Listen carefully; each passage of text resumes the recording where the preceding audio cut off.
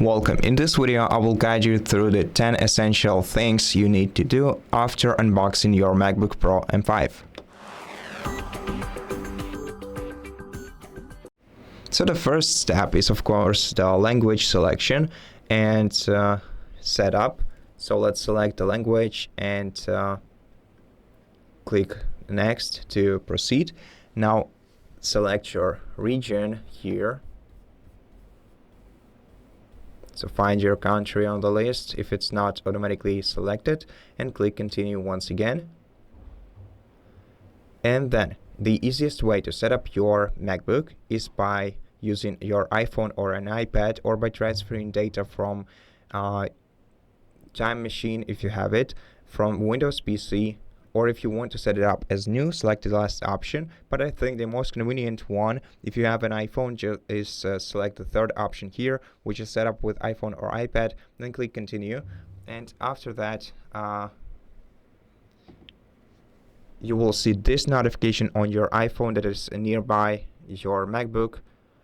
Click continue, and then enter the password to your iPhone. Then scan this animation you see on your MacBook.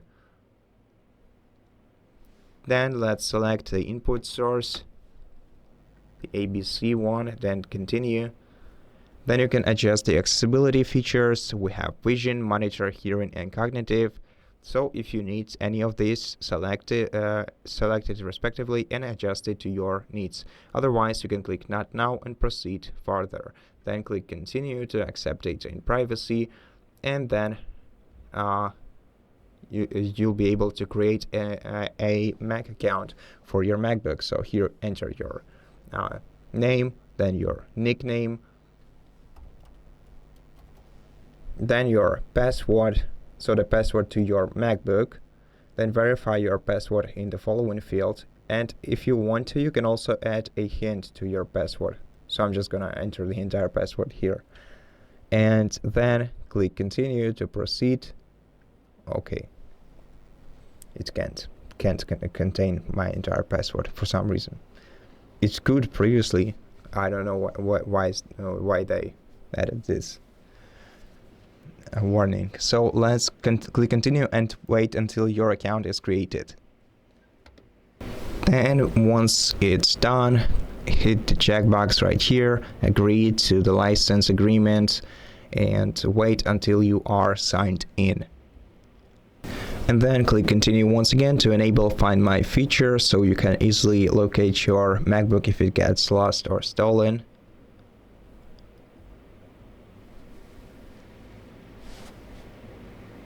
Then you can get to know with your Mac settings, and once you have adjusted them,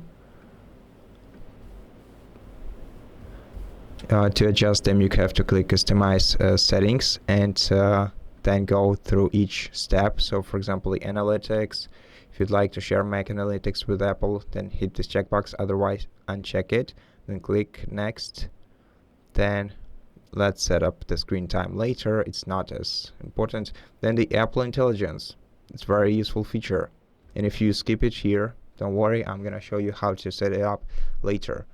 Now the Siri, also very important. Now select your language for Siri, and I recommend setting the same language as you used for your system language. Click continue once again.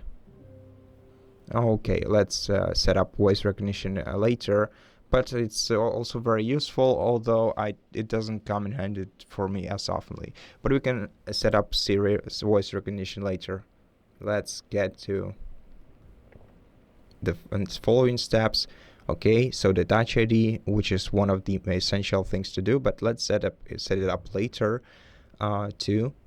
Then the Apple Pay, also we can set it up later, and it's not as important for MacBooks.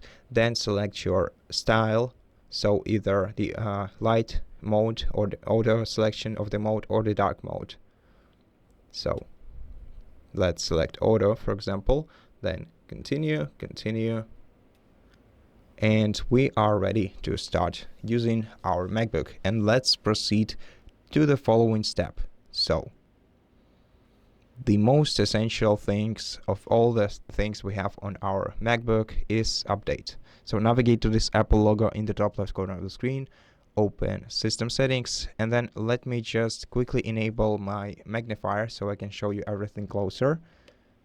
So let's go to general settings on the sidebar, then let's open software update and check for updates for your device. Most probably you will have an update to install. Don't worry, it will install in the background. In the meantime, we can get to know with the other features. So the Apple Intelligence and Siri. We were asked whether or not we wanted to enable Siri, but to enable Siri, we're gonna have to make sure to enable Apple Intelligence. We're gonna have to adjust the Siri language to our device's language. So let's select the appropriate language in the Siri language. For some reason, it's English United Kingdom. Used to be the US, but okay. And after that, you'll be able to turn on Apple Intelligence by switching the toggle to the right and waiting until the support for Apple Intelligence is downloaded. Then you'll be able to use it with all the fantastic features that it provides you with. We have a separate video on our channel if you want to learn more about how you can use Apple Intelligence and Siri. And for now, let's go to the following step. And the following step will be the Touch ID. So yeah, something we also could have set up in during the setup process, but here, if we go to Touch ID and password, we can not only set it up, but we can also adjust the customization settings for it. So to set up your fingerprint ID or Touch ID, click plus right here to add your fingerprint, then enter your password, press enter, and then place your finger on the power button.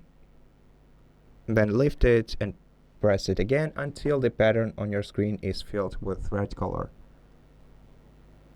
Use the edges of your fingerprint and then click done.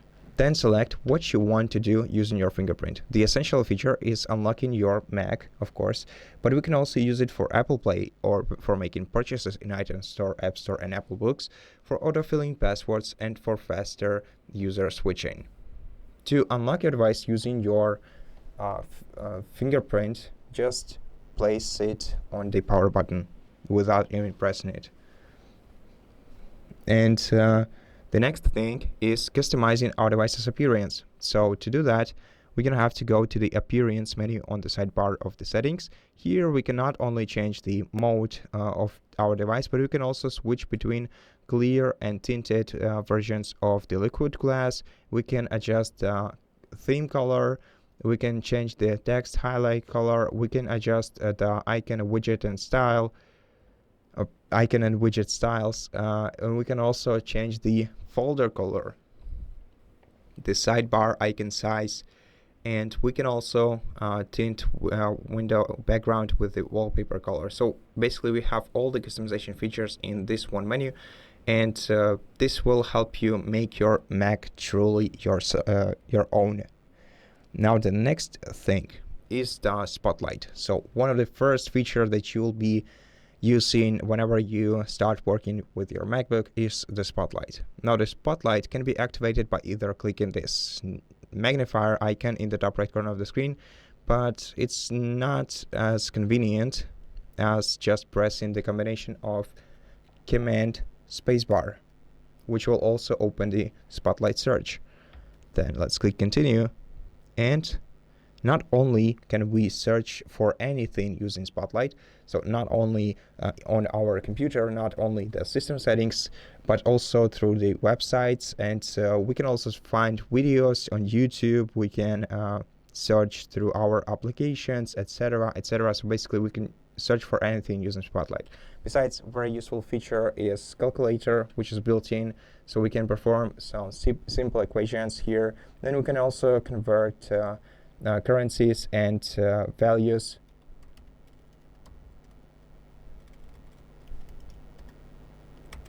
As you can see. And we can also use some Spotlight features, which are applications, which will open the applications menu quickly. By the way, it can also be done if you perform the pinch gesture on your trackpad. Okay, so it has to be, oh no, it actually works. I thought it's not a customizable thing. So yeah, if you perform a pinch gesture on your trackpad, it will open the applications menu. But also we have the files access, which will open the menu with the files you used previously.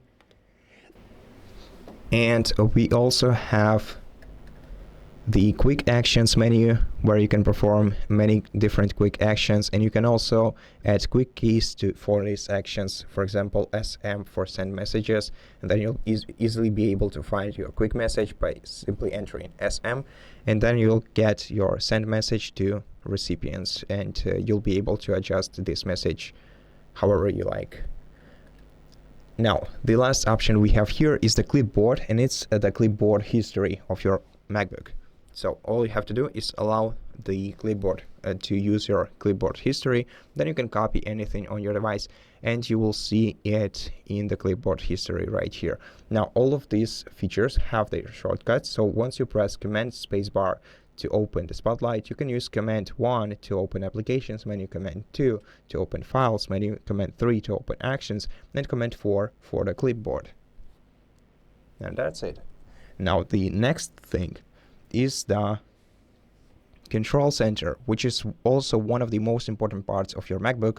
So it's available in the top right corner of the screen right here, and here we have many different controls. If you want to add any more controls, click Edit Controls right here, then select the controls from this menu and add them to your control center. Besides, in the newest macOS version, you also have this plus icon, which will let you add another control center. So you can create, for example, the workspace control center, or the music playing control center, or the home utilities or home devices control center, or any other control center, and then add specific controls here just by dragging and dropping them.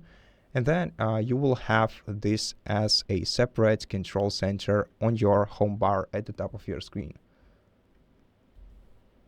while of course keeping the original one present.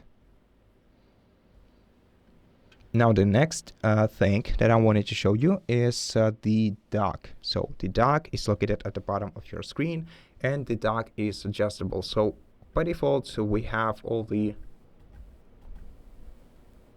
essential applications in here, but each application can be removed from dock if you just tap on it with 2 fingers at once, then go to Options and then Remove from Dock. And then if you want to replace it with another application, go to your Apps menu, where you have all the applications that you have installed on your MacBook. Then grab the application here and drag it to your dock, and then place it wherever you would like it to be. Okay, so we encountered some lag, or some bug rather. Yeah. Let's try this. I think let's restart the laptop. It never happened to me before, but yeah, it's weird. Okay, so everything works fine after the restart. So there's in fact a system bug. So basically this way we can adjust our dock to use only the applications that we need. And so besides, at the end of the dock we have the downloads folder, so keep that in mind. Every file that you will download from the internet will be stored right here, and you'll easily be able to find it here. And the trash bin, and also in between your applications and your other 2 icons on the dock, you will see the recent application. So if you open an application and then close it, and then you'll want to quickly access it, it will appear here on the recent application list. But this should be an application that is not present on the dock menu. So maybe podcasts. Now the next essential thing to do is rather optional. Yeah, I know it's kind of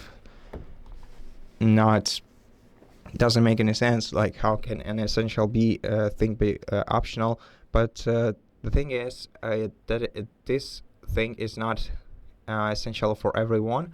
So okay, here we cannot see it, but if you go to your system settings and check storage, you'll be able to see how much storage you have. And if you have the base model with 500 gigabytes of storage, you may easily find yourself lacking enough storage on your computer. So I highly recommend getting yourself an external SSD disk. You can find many of them on the internet. They are pretty cheap comparing to Apple's storage upgrades, and they are also very fast, since the USB-C ports all around your Apple, so the 3 Thunderbolts you have all around your Apple are very high, allow a very high speed transmission, and you can find reviews on the internet to find yourself the best SSD option.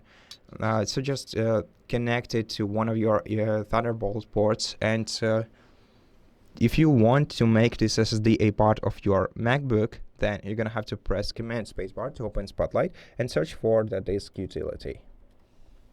And then you're gonna have to find your external SSD here. I don't have it right now, but maybe let me use my USB flash drive.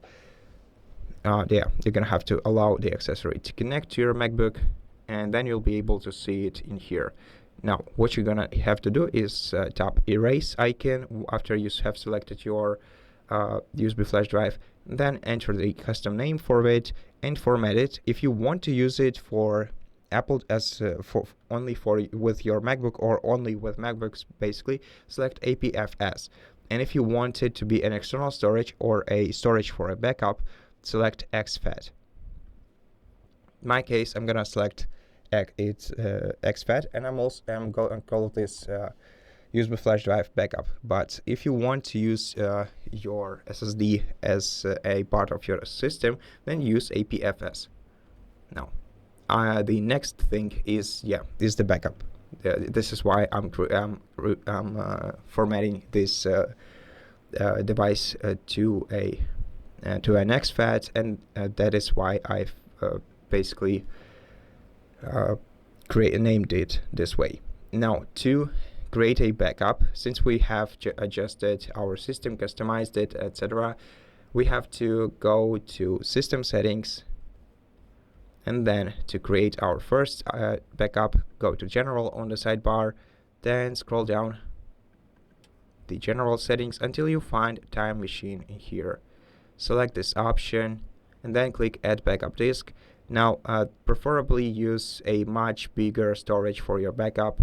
Like for my base version, the best option will be the 1 terabyte SSD.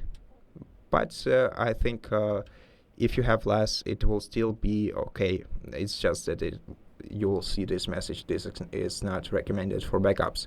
So if you want to encrypt your backup and add a password to it, then switch the toggle to the right, otherwise switch it to the left. If you switch it to the right, you're gonna have to enter your password, so your backup password in here, then re-enter it and add a hint to it.